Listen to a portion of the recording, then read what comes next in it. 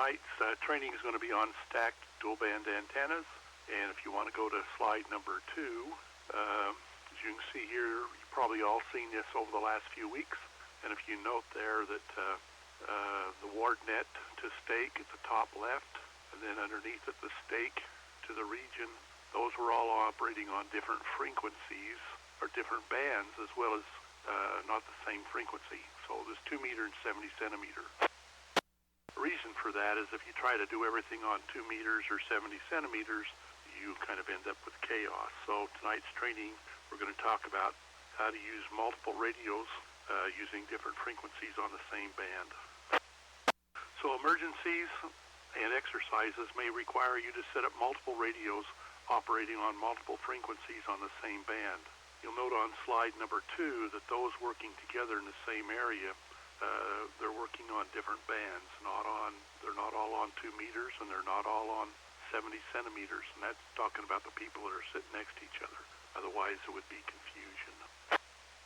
So during an event, a training exercise several years ago, I came across this problem, and it appeared to me that during the exercise, I questioned the ability for 2-meter amateur radio to be utilized during an emergency because 2 or more handheld radios operating on different frequencies in the same band could not function in the same room or in the same vicinity without causing interference. Actually, it caused total chaos, people looking at each other and wondering what was happening. Let's go to slide number 3. And as many of you know, I like to experiment, and so this is kind of what happened. So I found that the radios needed to be separated about 1,000 feet apart to eliminate this interference. So I figured, well, that can't be. So I called a bunch of the manufacturers, Diamond, Crushcraft, Larson, MFJ, Comet, Tram, Hustler, and I think there was 2 or 3 others, because there had to be a way to do it.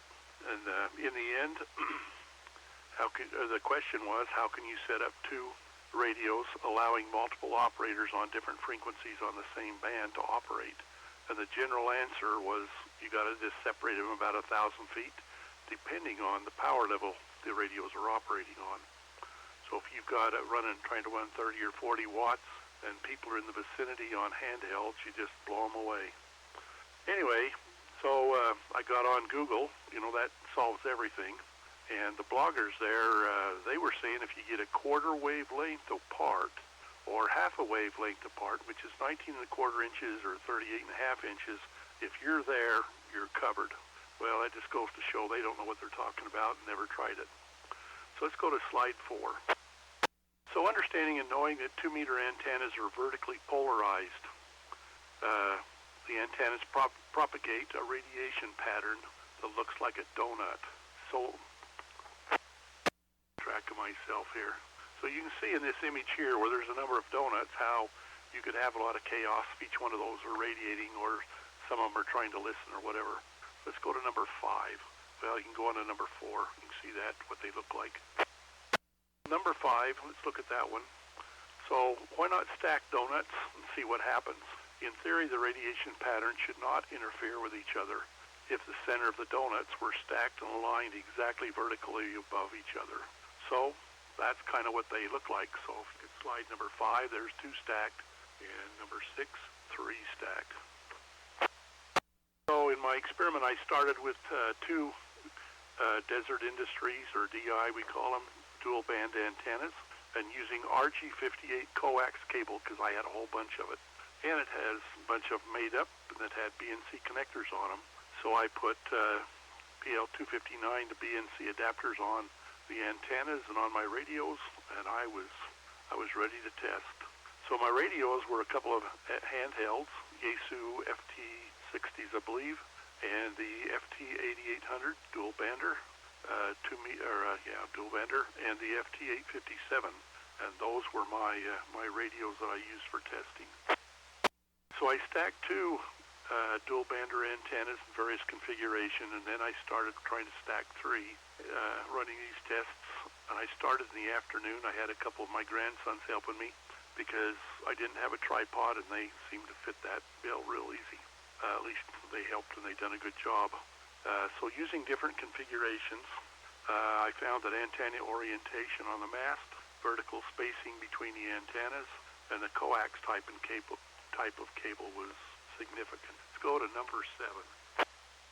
This is the last one just before dark. There's actually 3 DI antennas on that mast there, and I would have been a lot happier if I'd had it a lot lower, but I probably had it up 20 feet before I put the 3 antennas on it.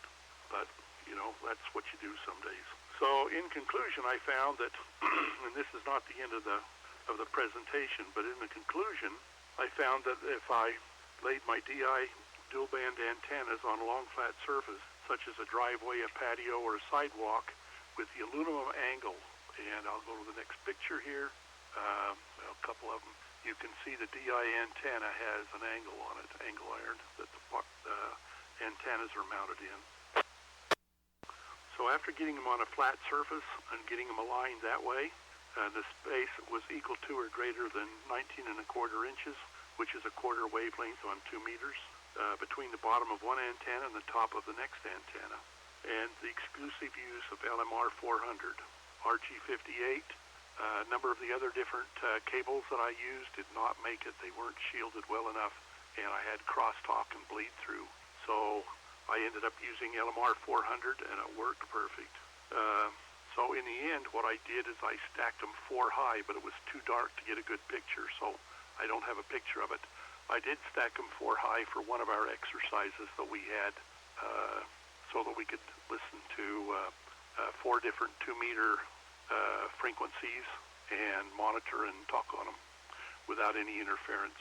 So let's go on to slide number 8, I guess it is. So this is the tripod I use now, and I've got a metal tube in it, one of those from Army surplus. Then slide number 9. That shows a DI antenna, and that's the back of it, and you can see that there's those antenna elements are mounted on a piece of angle aluminum, and then there's some U-bolts attaching it to the mast, and I'll turn it to the next one, which is slide number 10, and you can see a side angle of it. Okay, so if you're only going to use one antenna, this works awesome. So now we're going to move on and start building an antenna that has 2 antennas on it. So if you go to slide number 11, I've got 2 antennas mounted on mast, and I have a clamp up at the top with them 3 pieces of orange baler twine. I use orange because people like to wander around antennas, and then they claim they didn't see the wire, so that's what I use to prevent any accidents, theoretically. You might also note in here that these 2 posts or poles that are put together, there's a screw about in the middle there, just above that yellow band, and that screw secures the top piece to the bottom piece. Next slide, which is 12. Here's a close-up. It shows I'm a little over 19 1/4. I think I'm almost 20 1/2 on that one. It shows the mast clamp where the ropes are tied to it. And let's go on to the slide number 13. Slide number 13 shows where there's a panhead screw. I believe it's 2 inches long with a castle nut on the end, and it actually ties the antenna to the mast so that it doesn't rotate. If it does rotate out of vertical, you'll start having interference. And I can't emphasize enough that you label everything and mark everything, and then when you disassemble it, it becomes very easy to put back together if you need to put it in your vehicle and go someplace and operate, or even take it out in your yard and set it up. Okay, slide number 14. So this would be the bottom of a two antenna array, and you can see how that's mounted. The antenna is mounted on that, and again you can see where it's pinned, and the bottom band there, that's the part that'll fit on top of the next tube on top of the mast, and you can just keep stacking these as high as you want, as far as I know. You're going to have an issue with guying. You'll have to work that out, again, depending on how high you go. I was able to successfully go 4 high using 3 sets of guy ropes, and that worked really well. One right under the top antenna. You could see where it was on that antenna. One on the middle, or one near the middle of the mast, on the middle of the tower, or middle of the antenna mast, and then one at the bottom of the lowest antenna. And that seemed to secure and hold things down pretty well. The metal tubes, which are below this, are much more rigid and not as wobbly as these fiberglass ones. So going on to slide number 15, you can now see, again, that same picture as there was earlier, where I've got 3 antennas stacked on top of each other. And again, these are 19 1/4 inches between, and so that's 3 dual band antennas stacked. Let's go on to slide number 16. When you're putting an exercise together or you have an emergency, you need to figure out how many radios, how many bands, how many frequencies you need to support your communications requirements. That's critical, to know how much and then that's how many you can stack. Now, you cannot stack them next to each other. They have to be vertical, so that's critical. So here's some notes, the next few things here. Notes, except for the top antenna, each additional antenna takes up at least 77.5 inches of vertical space. So you need to find the minimum required height for the lowest antenna. So if you need to have your lowest antenna at 5 feet, that's where you can start. If you need to have it up at 30 feet or 20 feet, that's where you start to build your array on top of it. And by the way, I would suggest building this and then having some help to stand it up. Then you mount your antenna array on top.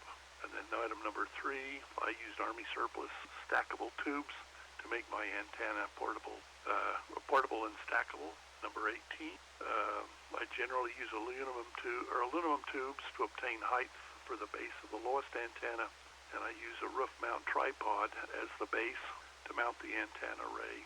Above that, I use fiberglass typically. I'm not sure that you need to, but that's what I do. And then again here, I guide the mast at the base of the top antenna, guide the base of the antenna near the center, and page number 19. Number 8, I guide the base of the antenna nearest the bottom of the antenna vertical array. And number 9, I secure the tubes with panhead screws and castle nuts to prevent the tubes from rotating. And number 10 of the notes, I secure the antenna mounting plate with panhead screws and castle nuts to the tube to prevent the antenna misalignment. Slide number 20. I use orange baler twine to make guy ropes visible to those that like to wander around antennas. And then number 12, label everything with a permanent marker. An example is tube number 1, top antenna, tube number 2, middle antenna, or whatever. Anyway, be sure to label everything. Go on to slide number 21.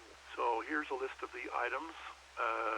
I didn't put any specifics in here because I don't know how high you need to put them. You may be able to get by with a 2 high or a 3 or a 4, whatever. So a tripod, the mast, and they may be stackable, or maybe you just want to use a long tube, one single one. That works, but it's a little harder to work. You need to have however many antennas you need to stack. You need coax cable, and that needs to be LMR 400 or equivalent, and use only the highest coax quality cable that you can buy, which is LMR 400, to prevent RF leakage. Any leakage in a cable will defeat the isolation you receive by stacking your antennas. Anything less than that will give you what they call chaos. You need some guy rope. You need a guy rope mast mount.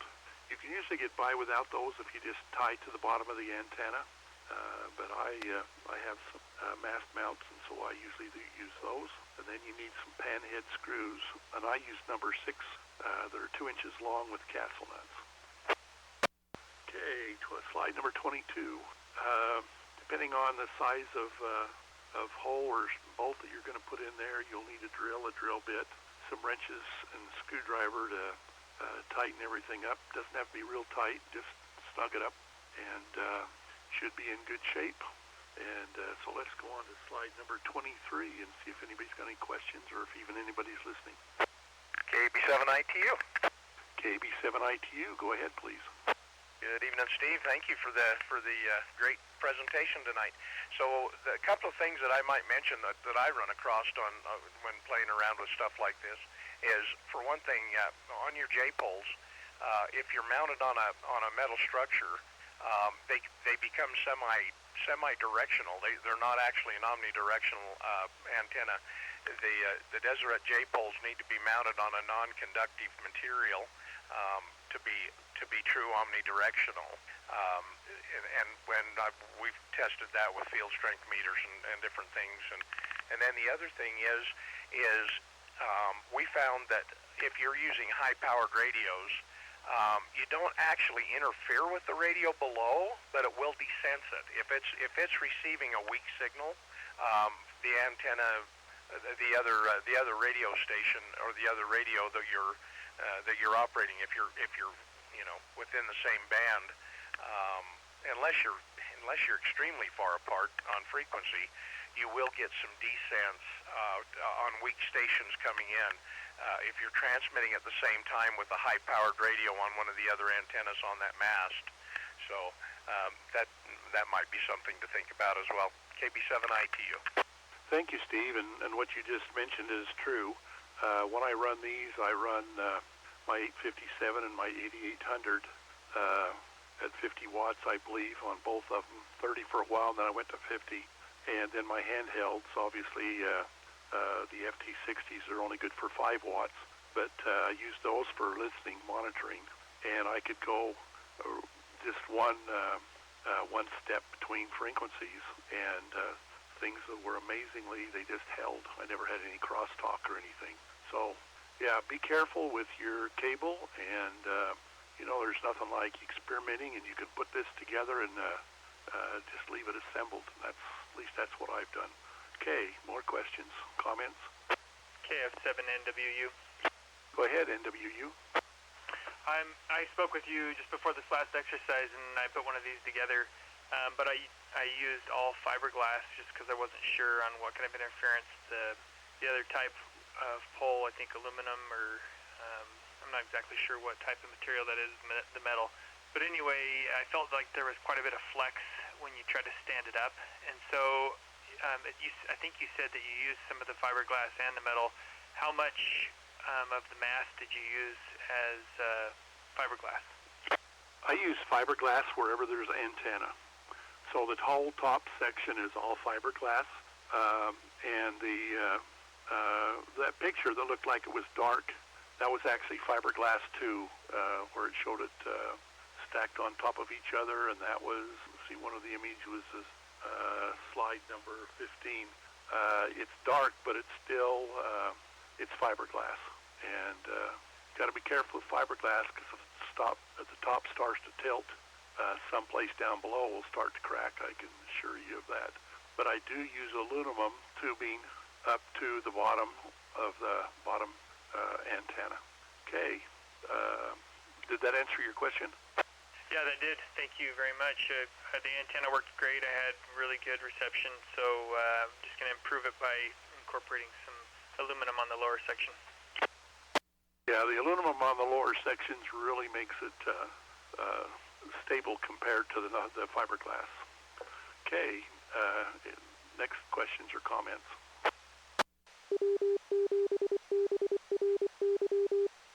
KC7IHV. Alpha. I think I heard HTH. We'll go with that, and then we'll get alpha. So HTH, go ahead. This is KC7IHV. You said you got to stack them, so you can't put one higher than the other, about 6 or 8 feet apart. Is that correct? You stack them up on top of each other. You do not put them side by side. Side by side, those the donuts, the radiation coming out of them interferes with the other one. When you stack them, the radiation doesn't interfere with them, unless you do get radiation into the cable if it's a poor quality cable. But did that answer your question? Yep. Thank you very much. Hey, Alpha. Yes, Steve. This is Kilo Mike 4 Quebec Alpha. 2 little points. One is down at the Army Surplus store. They sell the 550 nylon cord in various colors. I use a bright yellow. I think they also sell orange and red. It's very stout, and you can buy a spool of it, so that's a nice thing to do. And the other is, Steve, ITU put me on to having 2 radios side by side with a duplexer, and these J-poles, are the J-poles you're using dual band? Yes. Okay, so I can have a 2-meter and a GMRS radio sitting side by side, and as long as I don't key them both at the same time, I'm golden. That's right. So did that answer your question? I just said that's right. Oh, yes. Thanks, Steve. And that means we can have, off of this rig that's on figure 15, slide 15, we could be running 6 radios. Kilo Mike 4, Quebec Alpha Alpha. Back to you. That's correct. You could run one radio for each, for 2 meters on each one, and 70 centimeters on each one. So that's 6 radios. Yes. That makes everything a lot more versatile. Okay, more questions or comments? KC7RBF. Go ahead, RBO. This is KG7RBF. Good evening, Steve.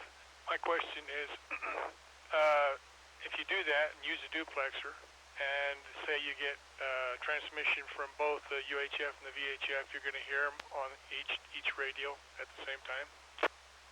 If you use a duplexer, and so you're set up with 2 different radios on different frequencies, they're not going to affect the other 3, any of the radios on the other 3 antennas.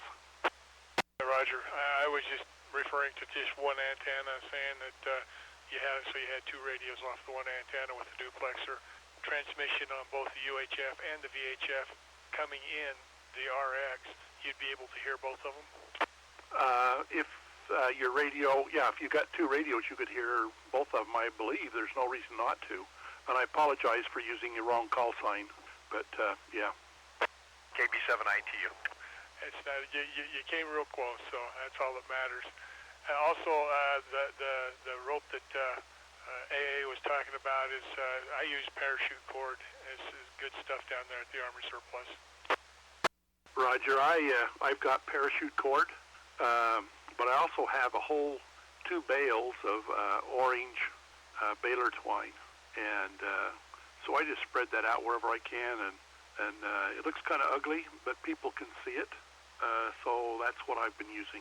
But I do have some other beautiful stuff too, but I only put that up when I don't want people, or I don't care if people run into it, I guess. Go ahead, Steve. I just wanted to comment on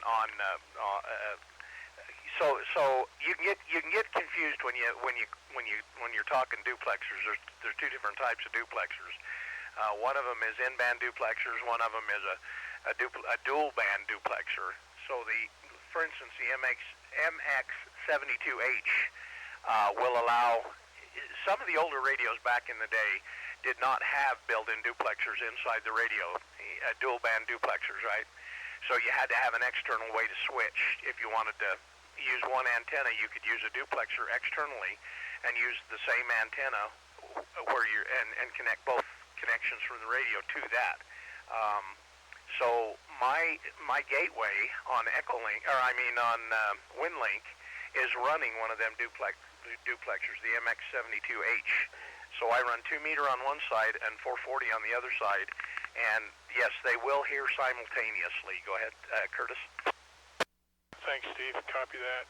It's KG7RBF. KB7ITU back net. Thanks, Steve. Thanks, you guys. Well, let's go with 1 or 2 more questions or comments. Please come now. KM4QAA. Go ahead, QAA. Yes, Steve. I have the exact device that Steve ITU recommended. I have my 2 meter on Tuesday nights. I set up my 2 meter radio on the left, my GMRS radio on the right. I go through the duplexer. I go up to my dual band J pole, and the reception is just fine. If I'm running the net, I switch over to a bigger dedicated GMRS antenna. But for normal use, checking into the net, reception and transmission is great with the duplexer. Fantastic. What was the part number on that duplexer?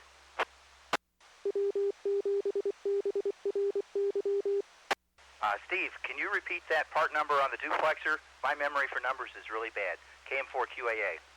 Yeah, so there's 2 of them, Steve, and I can't remember the one. The one that I just mentioned actually has pigtails on it, right? So the other one that I've got does not. It's just an SO239, 2 SO239s where the antenna connects. But The one that I like the best has got the pigtails already on it, and it's the Mike X-Ray 72 Hotel. I believe it's put out by Iowa. Okay, thank you. For some reason, I've never had a need for one, so I never bought one, but I thought about it a time or two, and setting up antennas with this, that would work perfect. I think all my, like the B71As, I don't think they need a duplexer, do they? No, they've got a built-in duplexer in them. Basically, what I use these for is for running two separate radios altogether. Okay.